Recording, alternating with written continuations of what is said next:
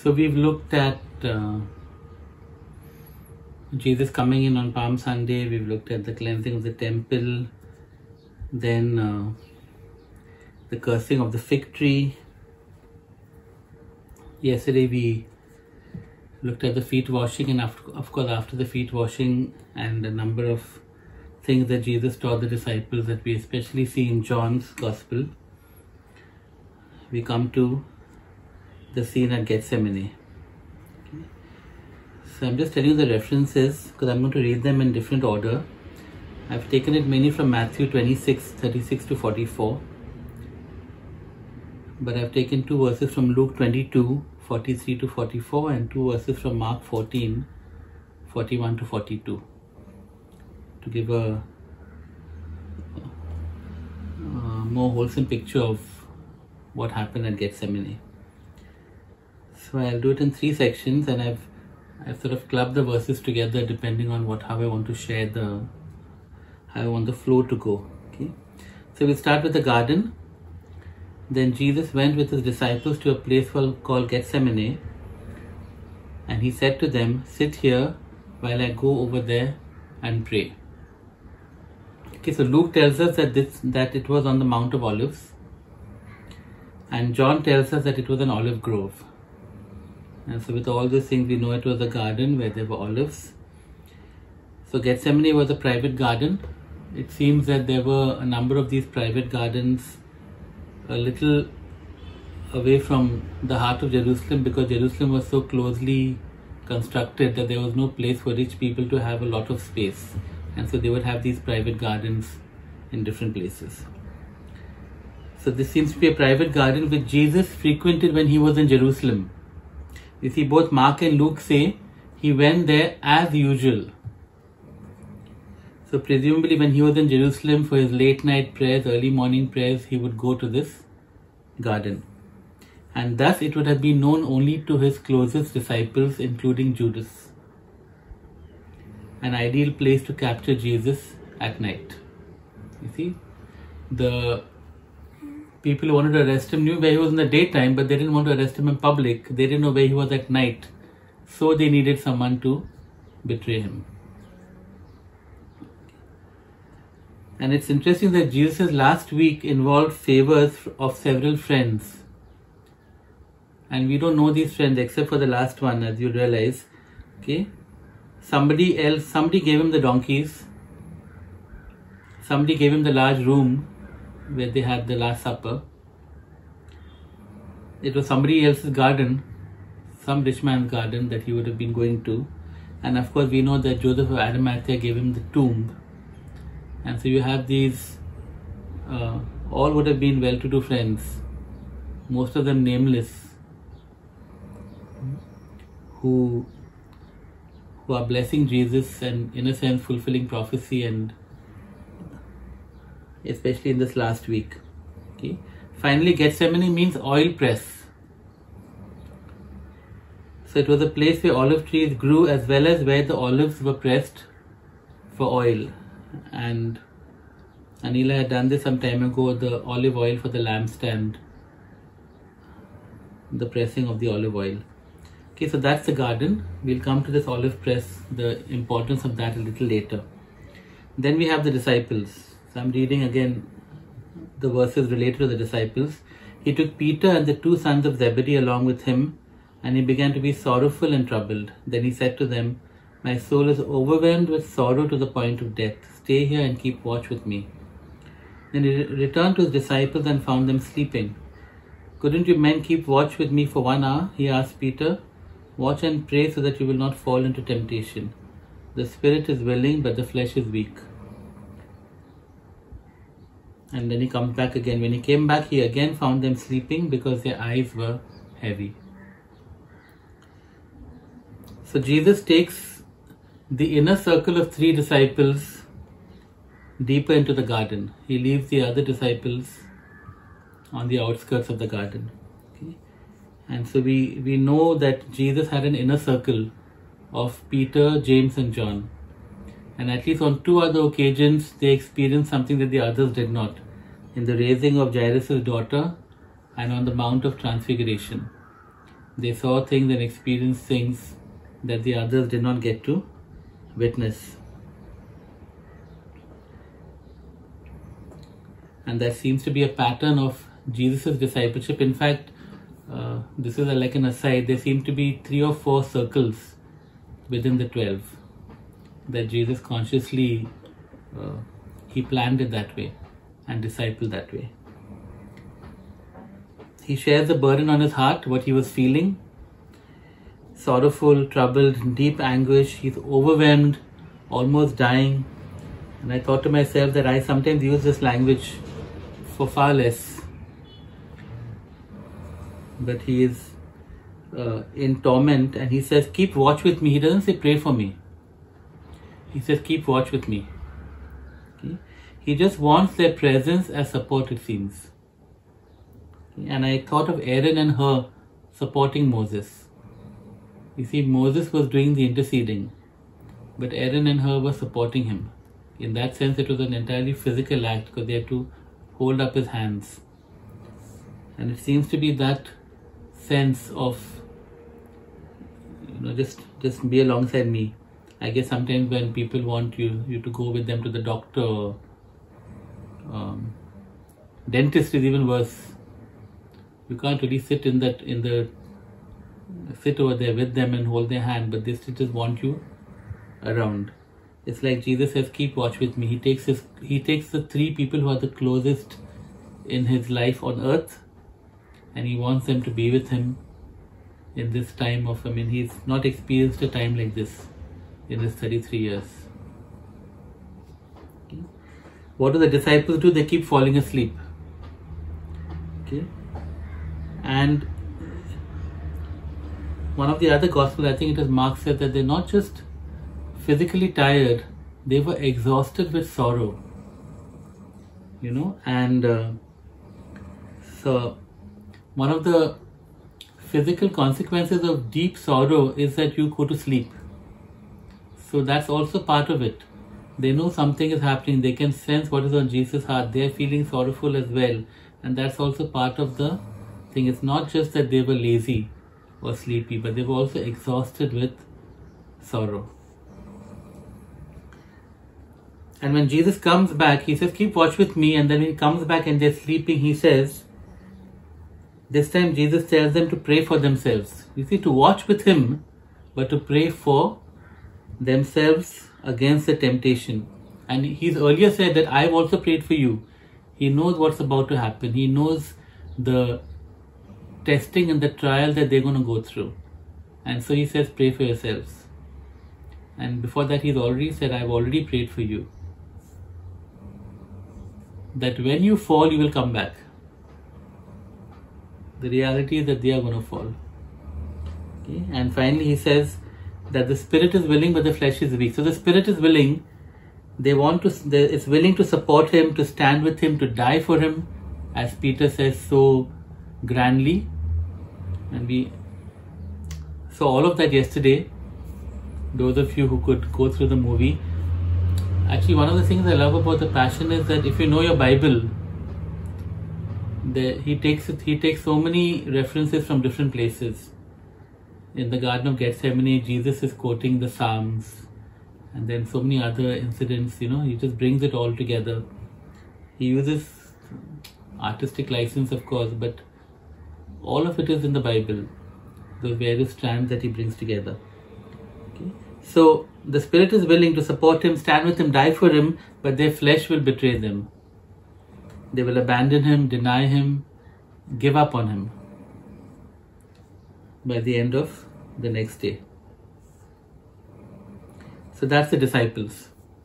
And of course, that is our state often. The spirit is willing and the flesh is weak. Finally, let's look at what Jesus was going through. And I'm going to call this section, Jesus' dark night of the soul. And we've seen this. This is a common theme, especially when it comes to revival, when it comes to a tipping point, a turning point in somebody's spiritual life. Often the ancients especially spoke of this dark night of the soul that they went through, which might not be just a night, maybe more than a night. a period of time where they were really in torment, struggling, and then they came out of it into God's purposes. And this appears to be Jesus' dark night of the soul. He took Peter and the two sons of Zebedee along with him, and he began to be sorrowful and troubled. Then he said to them, "My soul is overwhelmed with sorrow to the point of death. Stay here and keep watch with me." Going a little further, he fell with his face to the ground and prayed, "Abba, Father, if it is possible, may this cup be taken from me, yet not as I will, but as you will." He went away a second, then he comes and sees them sleeping. He went away a second time and prayed, "My Father, if it is not possible for this cup to be taken away unless I drink it, may your will be done." And then he comes back and goes a third time. So he left them and went away once more and prayed the third time, saying the same thing. An angel from heaven appeared to him and strengthened him. And being in anguish, he prayed more earnestly, and his sweat was like drops of blood falling to the ground. Then at the end of it all, returning the third time, he said to them, "Are you still sleeping and resting? Enough! The hour has come. Look, the Son of Man is delivered into the hands of sinners. Rise, let us go. Here comes my betrayer." That's the whole story in a sense of what happened in Gethsemane. And then he's of course arrested and all of that. So Jesus prayed 3 times, and the crushing of olives for oil involved 3 pressings. Surely not a coincidence that 3 times the olives were pressed in order to get out all the oil, and 3 times Jesus had to go. And he says, could you not watch 1 hour? It's either the whole sequence was 1 hour, or every time he went for an hour. And so it could have been 3 hours of struggling, this dark night of the soul. And there were 3 pressings. You see, 3 times this thing gets repeated. And spiritually, in his spirit, he is being crushed, he is being pressed. What was his posture of prayer? It says he bowed down, and then it says he fell to his face. Utter humbling and dependence and abandonment before the Father. Okay. Actually, in Matthew, it is my Father. Mark says Abba, Father, which makes sense because he uses that term of intimacy. And he says my Father for the first time actually, otherwise he's saying our Father. He teaches them to pray our Father. But here there is no teaching on prayer, it's just raw emotion before his Father. What is Jesus overwhelmed with sorrow about? Not the physical suffering of the cross, though some would say that, but if that was the case, it would be fear. Okay. Rather, he is grieved. It says he is grieved, he is sorrowing. He is not afraid. If I had to face the cross, I would be afraid. I always think to myself when I see these movies and they torture somebody, I say, why don't you just say immediately, because you're going to say eventually. You know, all torture seems to eventually work. I think to myself that if I caught by somebody, I'll just tell them immediately what they want to know, because I'm going to tell it to them after a while anyway, because I'm afraid of the pain anyway. It's not about the pain. It would have been fear then that Jesus would have been feeling at this time. Instead, he's feeling sorrow. Okay, and of course that comes out in what he says. Take this cup away from me. The cup is a common symbol in the Old Testament of God's wrath. I'll give you 2 examples, both in Isaiah 51, verse 17 and verse 22. So Isaiah 51, verse 17. Awake, awake, rise up, O Jerusalem, you who have drunk from the hand of the Lord the cup of his wrath, you who have drained to its dregs the goblet that makes men stagger.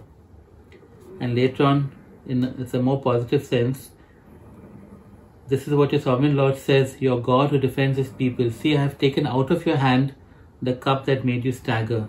From that cup, the goblet of my wrath, you will never drink again. And there's so many references in the Old Testament to the cup of God's wrath. It refers to his judgment because of sin. It refers to the suffering that is a consequence of that judgment. And this is a cup, the judgment, the suffering is all because of our sin, but it is a cup that Jesus must drink. And the point is this: Jesus came for the cross, and yet now he asks his Father, is there another way? Is there another way? He is not afraid of the pain, but of what he will become and the awful consequence of that becoming. And I thought to myself yesterday, he tells the disciples, the spirit is willing and the flesh is weak. But I wondered whether for Jesus it was the flesh was willing, the spirit was weak. Because this whole fight is in the spirit. You see, when we say the flesh is weak, we desire something fleshly, we desire something material, physical comfort, material pleasures, instead of the spirit. Jesus' flesh doesn't desire any of that. He is ready in the flesh for whatever he has to do. His spirit is weak in the sense of it doesn't want to go ahead with this. And why not? It is a war of two loves. The love that cannot bear to be separated from his Father versus the love that obeys him completely. And the problem is this: obedience means separation. It means becoming what the Father hates.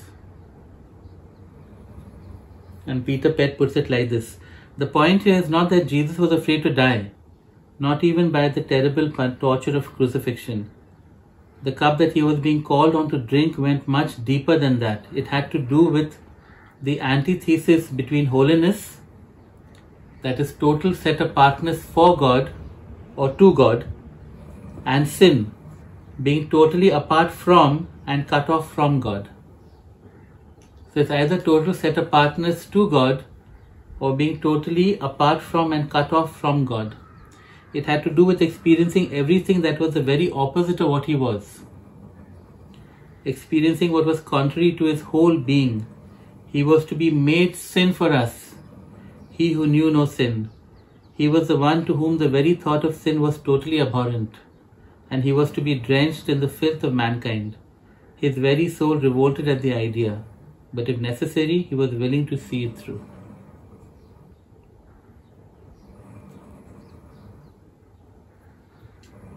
And that is what he is struggling with. That is the war going on. That is the dark night of the soul. And 3 times Jesus prays. Each time the pressing is more intense. So much so that an angel is sent to strengthen him. His body manifests the intensity of the spiritual struggle. The capillaries below the skin burst. And the drops of blood mingle with sweat and fall on the ground. The nature of the prayer also subtly changes. You see, the first prayer, we have 2 of the 3 prayers. The first prayer is if. It says if it is possible. The second is if it is not possible. And actually the sense of the second phrase is since it is not possible. And we don't know what he says the third time, but I suspect the third time he just says, okay, your will be done. Let me quote from Barclay. And this is so relevant to all of us. It makes all the difference in what tone of voice a man says, thy will be done. Reminds you of the sorries, no? Say sorry. Sushmita will know that. Rayan, say sorry. Adi, say sorry. I wonder how they say sorry. The tone tells you everything. Okay, sorry. And you know they're not sorry. The tone of a voice a man says tells us how a man says thy will be done. Okay, so he gives 4 examples.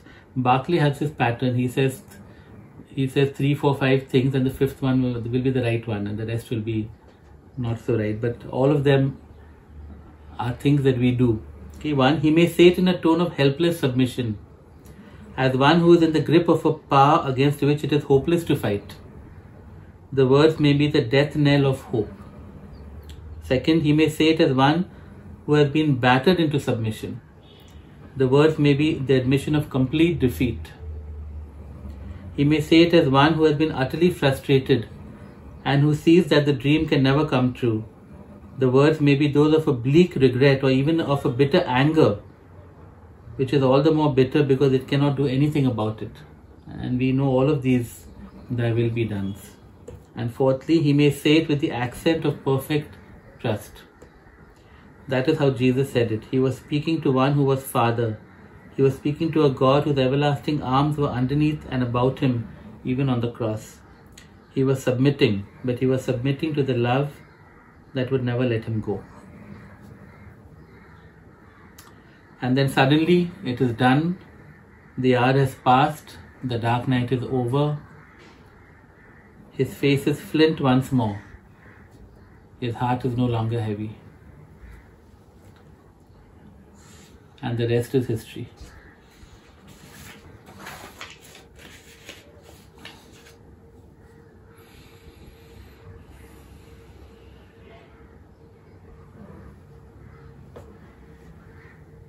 When we look at the cross, and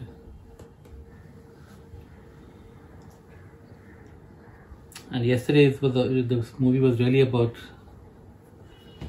how much was inflicted on him before and during the cross. But the real torment, the real torture, the real struggle, the real pain was in Gethsemane. Everything else was, thy will be done. Once he crossed that line, he was able to handle it all. And I pray for each one of us, Lord, at different times, for different reasons, these dark nights will come upon us.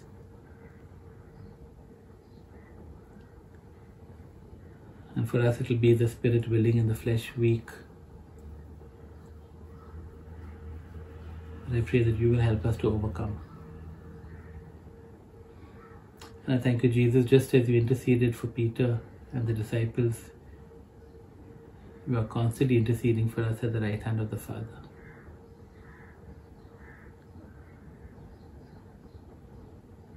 Thank you for the assurance of the Father's love and the continuous ministry of the Holy Spirit to help us say your will be done and to carry out that will. In Jesus' name, Amen.